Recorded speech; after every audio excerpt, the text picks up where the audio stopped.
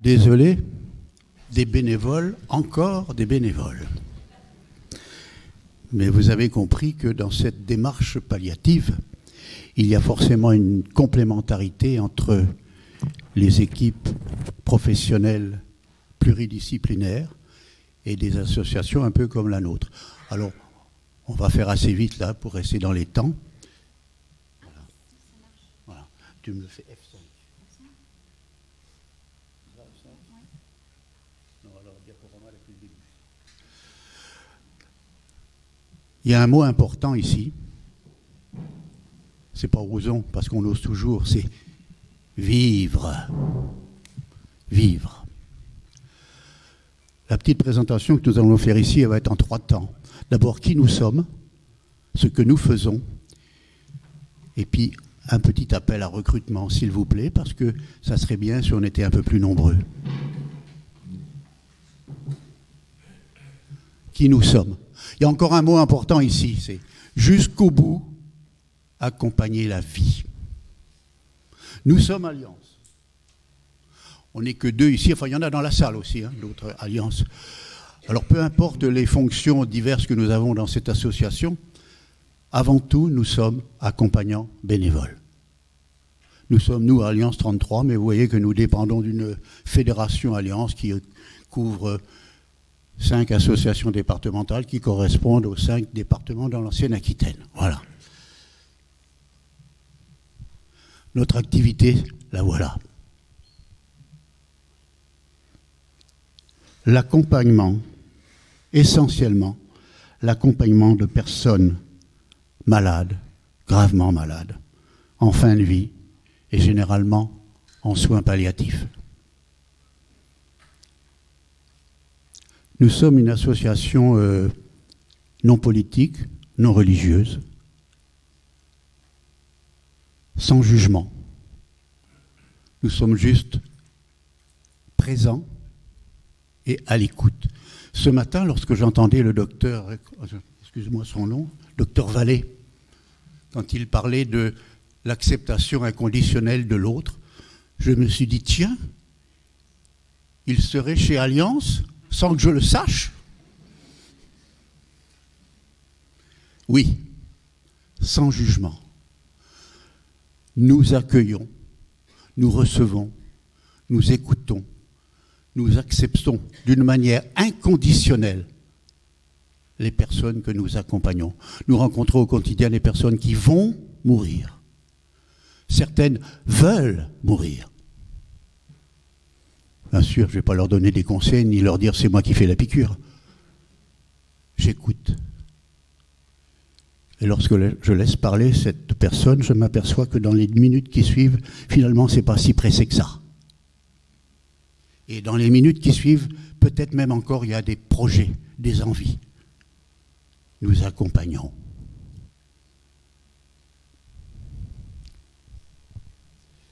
Alors, ça se fait où? Ça se fait à domicile, ça se fait en institution, c'est-à-dire dans les unités de soins palliatifs, ça se fait dans les EHPAD, dans des... Voilà. Et accessoirement, c'est pas accessoire peut-être d'ailleurs, hein, je serais vexé ceux qui le font, nous avons aussi une autre activité, c'est l'accompagnement des personnes endeuillées. Je vais peut-être vous parler justement davantage des endroits où nous intervenons. Alors nous sommes basés en Gironde, nous sommes basés à 3 endroits différents, à Bordeaux, Bassin d'Arcachon et à Libourne. Voilà. Et si nous sommes ici aujourd'hui, c'est essentiellement parce que nous souhaiterions nous implanter dans cette région, essentiellement à Langon, puisque nous avons commencé à travailler avec le docteur Roche et avec son équipe, et que nous avons commencé à intervenir auprès des personnes gravement malades et suivies par les unités de soins palliatifs sur Langon. Donc nous commençons à intervenir avec cette équipe-là. Et autrement, sur Bordeaux, nous intervenons dans les unités de soins palliatifs, puisque nous avons la chance d'avoir 2 unités de soins palliatifs pour le moment.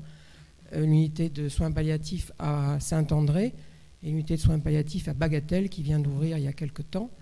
Et puis nous avons des lits identifiés soins palliatifs, LISP, dans certains services du CHU, et il y en a quand même pas mal, du CHU et d'autres endroits aussi. Et nous accompagnons les personnes malades à domicile qui sont suivies aussi par les équipes mobiles de soins palliatifs, EMSP. Tous ces accompagnements sont faits tout le temps en relation avec les soignants. C'est-à-dire que nous avons des transmissions et que nous allons voir la personne avec l'accord de l'équipe soignante.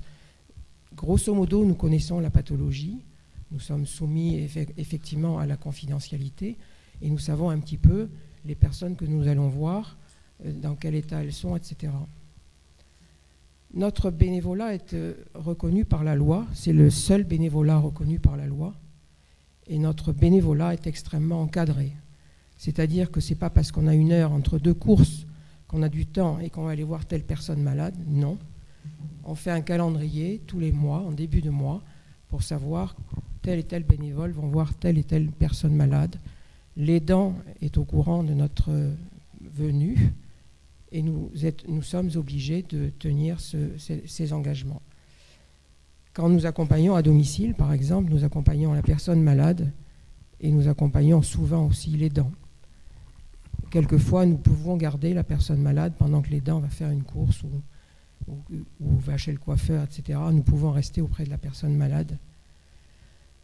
Voilà, il se passe de très belles choses et à domicile et dans les unités de soins palliatifs et dans les EHPAD aussi. Nous intervenons dans les EHPAD qui ont la démarche palliative, donc avec aussi des transmissions, puisque nous ne pouvons pas malheureusement aller voir toutes les personnes malades dans les EHPAD. Il y a beaucoup de gens gravement malades. Nous allons voir les personnes qui sont ce qu'on appelle, dans notre jargon, dans le coma, et nous pouvons être en présence silencieuse auprès de ces personnes. Si nous sommes en présence silencieuse, c'est essentiellement parce que les soignants nous ont dit d'aller auprès de cette personne qui a peu de famille et pas la laisser mourir seule. Donc présence silencieuse, ce sont des moments souvent difficiles pour nous, mais ce sont des moments d'une grande richesse parce qu'il se passe quelque chose. On met peut-être notre main sur un bras et on dit à la personne qu'elle n'est pas seule. On a parlé d'échanges d'humanité tout à l'heure. Je pense que c'est ça aussi, les échanges d'humanité que nous pouvons avoir, nous, bénévoles, avec des personnes en fin de vie. Je ne voudrais pas faire un cours de droit, mais pour revenir un petit peu sur ce qui a été cité tout à l'heure par Didier, il y a des références juridiques. Notre activité est encadrée par la loi. Il a cité en premier cette fameuse loi du 9 juin 1999. C'est un peu fondateur pour nous, puisque dans son article premier, cette loi stipule « Toute personne malade dont l'état le requiert a le droit d'accéder à des soins palliatifs et un accompagnement ».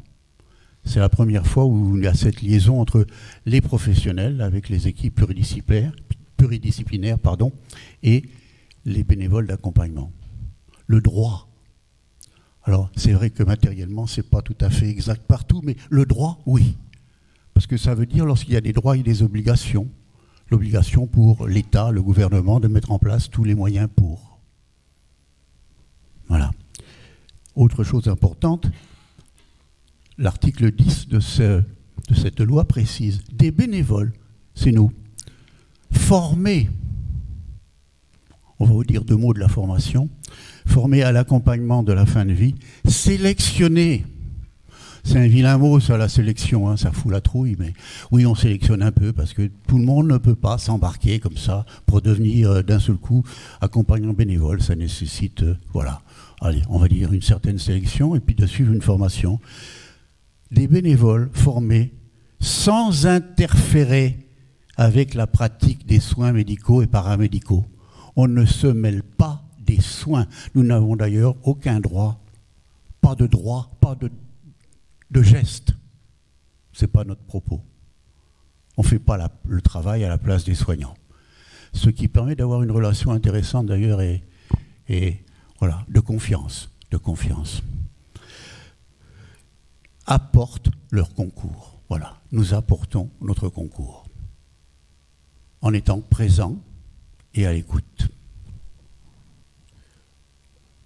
Vite fait comme ça, Dans le département de 33, on n'est pas si nombreux, il y a 2 associations de ce type d'accompagnants bénévoles. Il y a nous, Alliance 33, voilà, avec nos 3 antennes, Bordeaux, Libourne, Bassin d'Arcachon, et puis cet espoir de faire quelque chose sur Langon.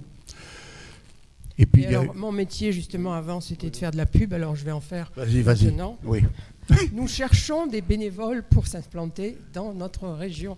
On a la région de Langon, La Réole, Bazas.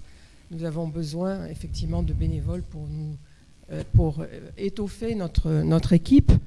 Nous souhaiterions faire une formation initiale, a priori, sur Langon, monter une antenne et avoir une équipe qui va pouvoir intervenir dans la prochaine unité de soins palliatifs qui aura à Langon dans quelques mois, avec 3S, et dans les équipes mobiles avec lesquelles nous travaillons.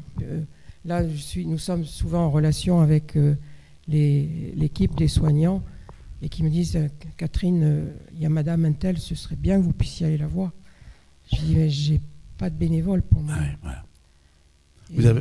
Et quand il y a un décès d'une personne malade, eh bien, on essaie de la remplacer et de mettre en place l'équipe qui a accompagné cette personne, mettre en place pour accompagner quelqu'un d'autre. Mais effectivement, c'est difficile de dire non à des personnes qui ont besoin que l'on vienne les voir pour les accompagner.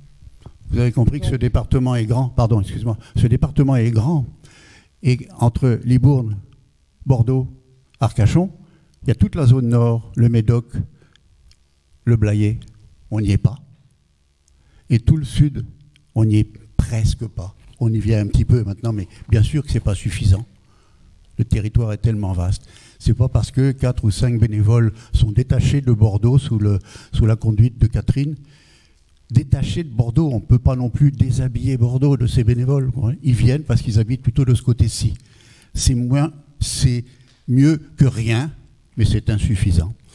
Simplement pour juste rapidement faire des statistiques là-dessus. En France, il y a en gros, en moyenne, allez, 360 associations de ce type.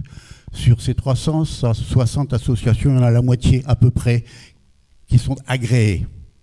Agréées, c'est-à-dire qu'on a signé une charte, on s'engage à une certaine éthique, on a un cahier des charges, notamment il y a une certaine homologation de notre système de formation, etc. Voilà. Donc il y a la moitié en gros qui font le travail, mais pas de la même façon que nous.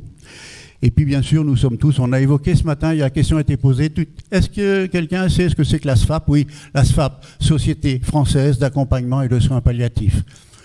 C'est une association, mais en fait c'est une société savante, où il y a 7-8 000 personnes, des soignants, des philosophes, des bénévoles. Voilà. C'est un site extraordinaire que vous pouvez les vérifier. Visitez sfap.org. C'est nos maîtres à penser en quelque sorte. Nous suivons les directives nous sommes adhérents et nous suivons les directives de la SFAP. Et voilà, c'est même écrit en rouge, nous recrutons.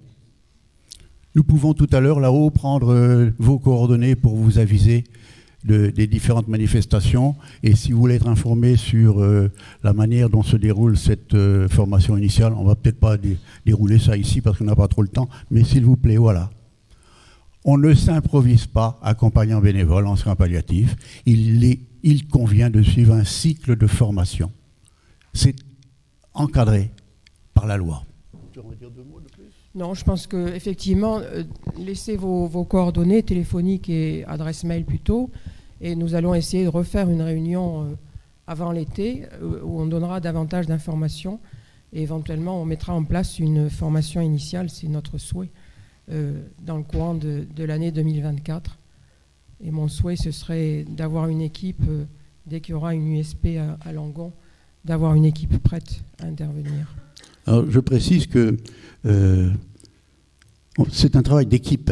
On n'est pas tout seul à faire un accompagnement comme ça, c'est vraiment un travail d'équipe, notamment à domicile. J'évoque le domicile parce que j'aime bien faire du domicile et que j'en fais pas mal. Lorsqu'une personne accepte d'être accompagnée, il faut toujours le consentement de la personne. Eh bien, on met en place autour de cette personne une équipe de 3 ou 4 bénévoles qui vont se relayer de semaine en semaine auprès d'elle. Ça nous permet de diluer un petit peu l'affect, parce que bien entendu, on ne s'attache pas, tu parles. Ça dilue l'affect pour nous et pour la personne aussi, d'avoir des interlocuteurs différents. Voilà. Et puis, on parle de ça, de nos accompagnements, parce que des fois, on ne ressort pas indemne d'un accompagnement. Ça peut être un peu lourd, donc il faut qu'on puisse en parler à mes collègues, en parler en équipe, en parler avec notre psychologue qui vient régulièrement nous écouter. Oui, on n'est jamais seul. Nous sommes extrêmement encadrés effectivement par les soignants et nous avons des réunions de régulation une fois par mois avec un psychologue. Et quelquefois, quand nous avons des accompagnements difficiles dans les hôpitaux, ou, enfin à l'USP, quand les soignants nous voient sortir d'une chambre où on est un peu marqué parce que ça a été un peu difficile, les soignants nous disent « Catherine, tu viens boire un café et on en parle ». A contrario, l'autre jour, ça m'est arrivé, 2 soignants dans un couloir, il y avait eu un accompagnement extrêmement difficile d'une dame avec des odeurs extrêmement difficiles à soutenir, même pour les soignants qui sont habitués. Et là, j'ai passé du temps avec elle pour qu'elle vide leur sac. La cadre n'était pas loin, la cadre a compris. Et c'était un beau moment aussi, parce qu'ils avaient besoin de partager, et ça fait partie de notre mission aussi. Donc nous accompagnons les personnes malades, nous accompagnons les aidants, et nous accompagnons les soignants. Et toute cette équipe, c'est magnifique. Et je reviens encore au mot qui a été employé, ce sont des moments d'humanité extraordinaires. Donc quand on nous dit je ne sais pas comment tu fais là pour accompagner les gens en fin de vie, si, on échange de l'humanité, et je crois que c'est l'essentiel. Et puis vous savez, merci. On apprend tous les jours. Il me reste, moi personnellement, à nous tous ici, moins de temps à vivre que ce qui est passé avant. Donc je pourrais dire, je sais tout, j'ai tout compris de la vie, tu parles. À chaque accompagnement, j'apprends. J'apprends sur moi, sur la vie, sur la personne que j'accompagne. Je suis plus riche à chaque fois. À mon compte en banque, je suis à découvert, mais dans mon cœur, je suis riche. Merci beaucoup.